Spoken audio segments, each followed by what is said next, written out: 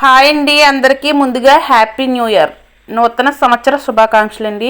ఈరోజు మార్నింగ్ నుంచి అయితే అస్సలు ఖాళీ లేదు, కొంచెం క్షణం కూడా తీరికలేదు అలా కూర్చోవడానికి కూడా.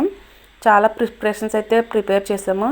నైట్ కూడా బాగా లేట్ అయిపోవడం వల్ల అసలు విష్ చేయలేకపోయానండి.